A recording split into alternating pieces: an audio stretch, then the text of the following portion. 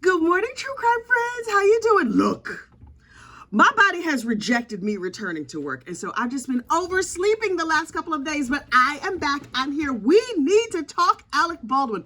This case is unhinged. I love it so much. But first, you know what you need to do? Please like this video and subscribe to the channel. Okay. The trial of Alec Baldwin, the state of New Mexico versus Alec Baldwin, and the unfortunate unaliving of cinematographer Halyna Hutchinson over there on the movie set of Rust at the Bonanza Creek Ranch. So look, day one of trial, Alec shows up. He has on his thick Mr. Magoo glasses, and he sits down and he's just like, okay, I'm ready. Only, I'm not sure if Alec's wife has taught him, she's like a yoga person or whatever. I'm not sure if she taught him some like deep, relaxing breathing techniques or something, or if he was well medicated. Because I was like, is he awake? I'm not sure he's awake. He's snoozing behind them Coke bottle glasses. Listen, I know a little something about that Coke bottle glasses life, because I am a part of the Coke bottle glasses community. So I'm not making fun. I'm just making observations. But anyway, so Alec was over there barely staying awake. And I was like, okay, because somebody nudge him and let him know. And then I was like, okay, we need to look around and get all the important information. Number one, who's in court to support him? His sister was there. I don't know that I knew he had a sister, but okay, his sister was there.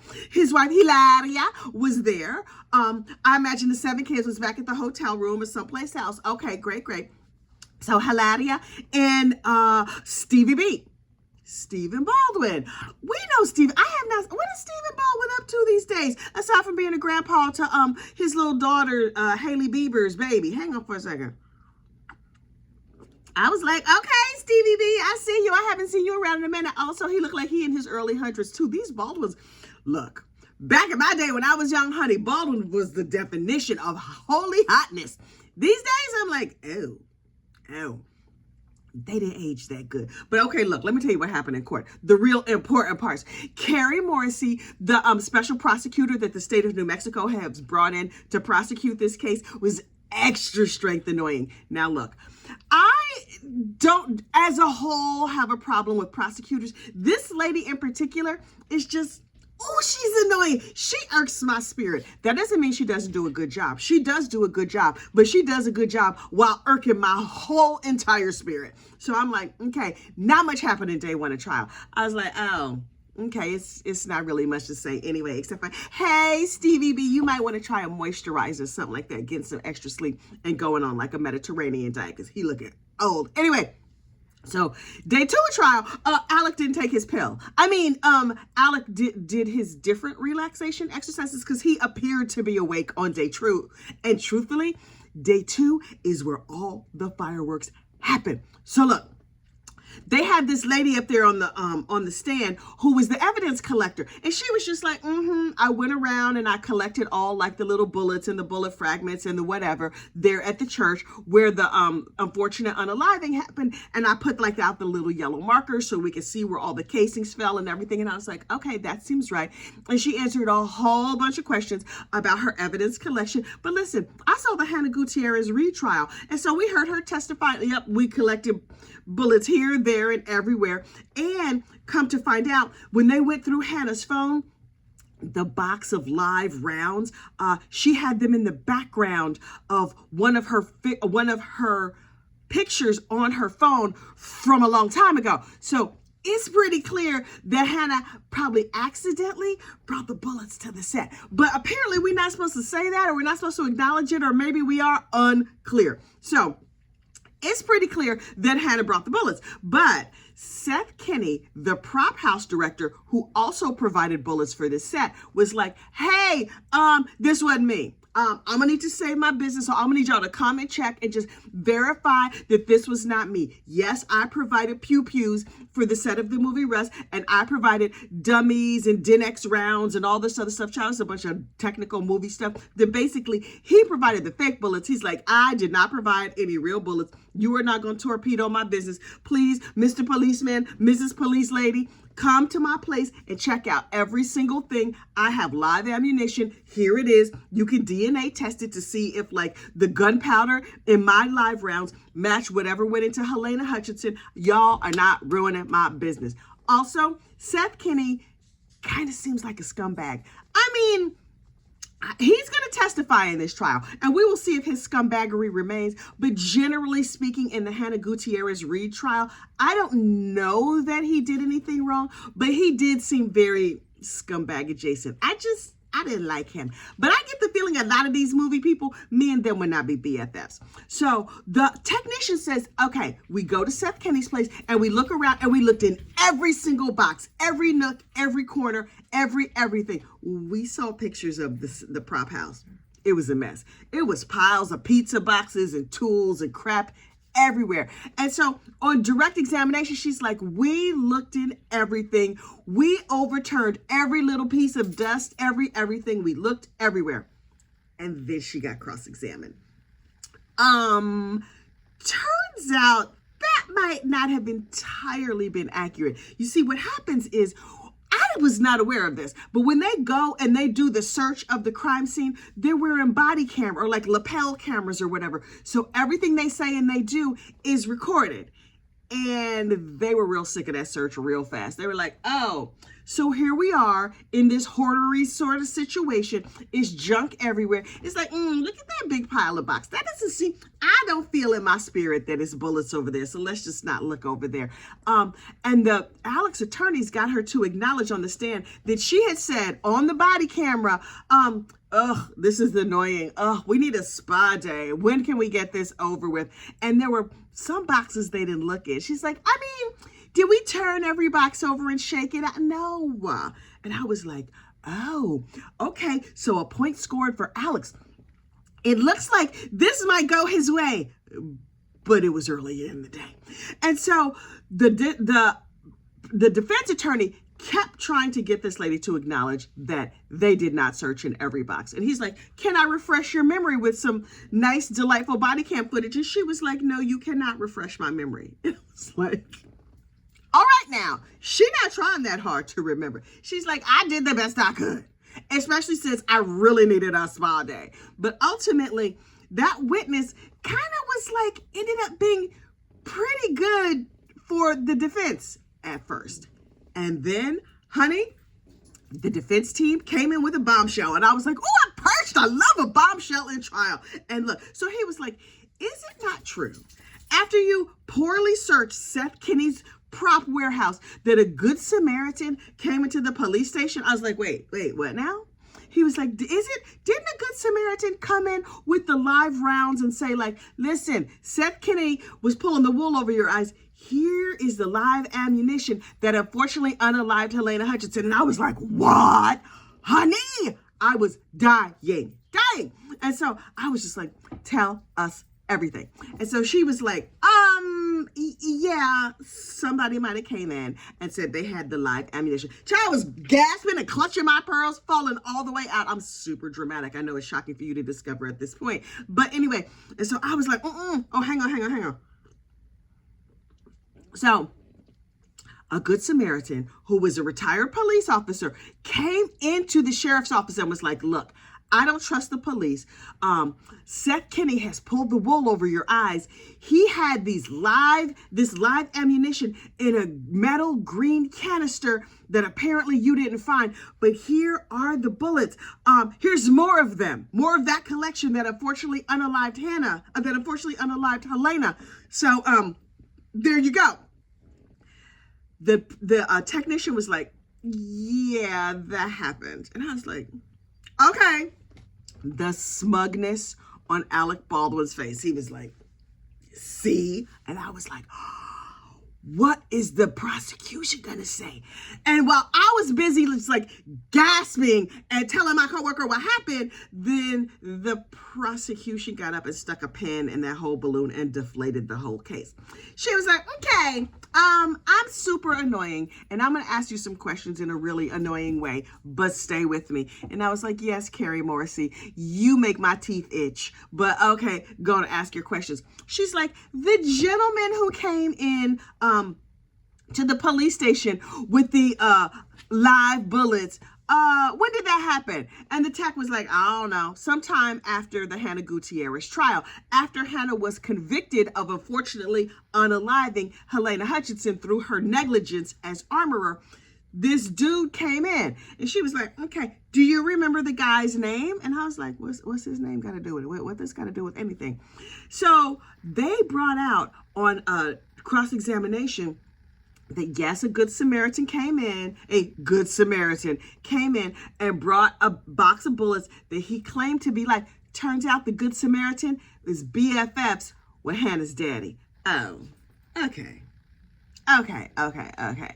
Also, the box of bullets that he brought in, there was like, here are the contraband bullets. They didn't match. They had no similarities to what was found inside the people on the set who got injured. So it's like, oh, that was a giant nothing burger, but it was very dramatic in the moment, and I was living for it. When Alec's attorney got up and was like, the good Samaritan came in, Alec was like, see, I told you. They didn't show his face as the prosecutor deflated that whole situation. And I was like, oh, okay, that didn't go that good. So maybe we're going to want to go take a bathroom break or go to lunch or something like that, because this is not going good. So they go to lunch or whatever, and they come back, and the judge is like, we would like to have Mr. Baldwin in while we argue these next couple of arguments because these are relative to him. So here's the thing. Alec likes to explain everything to everybody, because in case you didn't know, he's smarter than you. He'll let you know. He's smarter than you. He has a better life than you. He certainly has more kids than you, because he got more kids than most people. But he's smarter than you. Even if you're a police officer who has been on the police force for a long time and know things. And Alec just wants to explain to you how much smarter than you he is. And so they have him on police body cam and in the police station where he's explaining to the police in a lot of details. Honey, he's loquacious. I know a little something about that loquacious life. He explained in a whole lot of words over a long period of time how much he knew about guns. Mr. Alec, sir, I'm gonna need you to get you some of them shut up pills and some shut up classes and do some shut up exercises, because you should have shut up. He was like, listen, I've been on movie sets for 40 years. I know everything about it. I know about pew-pews, and I know about blanks, and I know about dummies, and I know how they're supposed to operate, and I know that a dummy can hurt somebody, and I know that the wadding and the whatever other gun term, that could unfortunately unalive people. And so I know what I'm doing. Sir, stop talking. And then they were like, oh, your phone is ringing, sir. We're going to let you take that phone call. And so he gets on the phone with his wife, Hilaria, and the 65 kids. And he had said on the police body cam how upset he was and how terrible it was. And then they recorded him on the phone with his wife, where he was like, babe, yes, there's some people in the hospital, but you should definitely still come out here to New Mexico because the tickets we have are non-refundable. And we're going to have a good time. We're going to make it a family vacation. Don't worry about the dead lady. Everything is going to be good. And I was like, he doesn't sound like such a compassionate person. And he was also, I believe, on speakerphone. And then he was talking to one of the 12 nannies. Now, do I know they had 12 nannies? No, I just made that part up. But I feel in my spirit like they have 12 nannies. So he was saying to the nanny, get Hilaria to get all the kids on the plane because the tickets are non-refundable. Do you think they was flying Delta? I'm guessing no. They were probably flying private. And those tickets are expensive. So he was just like, look, I'm not going to get my NetJet points back. So why don't all y'all just get on the plane and come on out here, and we're going to make it a nice family vacation. Don't worry about the dead lady. So it kind of makes him look not that sympathetic. And so while the his defense team was like, we would like to keep that part out, the prosecution was like, they're the ones who said he was super sad, and now he's talking about having a nice family vacation. So I think it should be let in. And the judge was like, well, listen, defense, y'all went on and on and on about how sad it was and how terrible it was and poor Alec. And now here we have him on the phone saying like, it's going to be a nice family vacation. So I'm letting it in. Alec was big mad. Oh, his relaxation pill, his relaxation exercise, all of that had worn off because he was big mad. So I was like, okay. Somebody might want to like stroke his hand or remind him of his exercises. Now he got some shut up pills because he was shutting up, but his face was talking real loud. His face was yelling, even though his mouth was not saying a word. And so they were like, okay, so that part of the video is going to come in. the part where he goes on and on about how much he knows and how he's smarter than you, can that come in too? And the judge was like, yeah. And the defense was like, wait, you said him being a big mouth could not come in when you made this other ruling. And the judge was like, clearly you misunderstood. You and your personal court reporter probably should have listened more closely to what I was saying, because that is not what I said. Alec's attorney was like, what? Alec's attorney, the face of the defense attorney tells a whole story without opening his mouth and saying a word. I'm kind of living for it. In the last trial, we were watching the face of the bailiff, because the bailiff had a very expressive face. In this case, Alec Baldwin's defense attorney, I don't even know the man's name. He has a very long face. He's like a very long, skinny dude. He has a very expressive face, and I'm loving it. Anyway, so he was just like, they were like, okay, there's some other asinine statements that Mr. Baldwin has made that we will need to argue. Now listen, Alec has had lunch. He's full. His relaxation, deep breathing has worn off. And then they started quoting him. And they were like, Carrie Morrissey, the very, very annoying prosecutor, got up and was like, I'm reading right here from the transcript. And Alec says, now look, Alec was being a jerk, no two ways about it. Alec was like, look, I'm 63 years old and I got 6 kids. I guess that was before that last baby was born yet, because now they got 7. I'm 63 years old. I've got 6 kids. I can't rely on luck anymore. You know, you have a very narrow life and I am really fantastic. During them quoting him, he leaned over and said something hurriedly to his lawyer and got up and stormed out of the courtroom. And his attorney was like, wait, what? Hang on, what? What's happening? Leaned over and talked to co-counsel and was like, can we approach the bench? Your Honor, my client is mid-tantrum, as he is wont to do, and we gave him some of his anti-tantrum pills, and we gave him the deep breathing, and it seems to have worn off. So can we go try and wrangle him? Because, you know, he's a jerkwad Hollywood actor, and sometimes it's hard to, like, rein them back in. So can we please, we're going to need to get the Alex Wrangler back. We're going to need 2 minutes. And the judge was like, first of all, let me just say, yeah, I think he's a jerk too. She didn't say that, but she said it. Like, you know, her spirit spoke to us here through the YouTubes. And she was like, okay, go get your idiot client. Also, what he said, I didn't think was that bad. That's just him being him. We all know he's a jerk. He's sitting here in court acting like he's a normal person like me and you. I mean, maybe some of us are jerks. Maybe some of us are jerks in certain situations.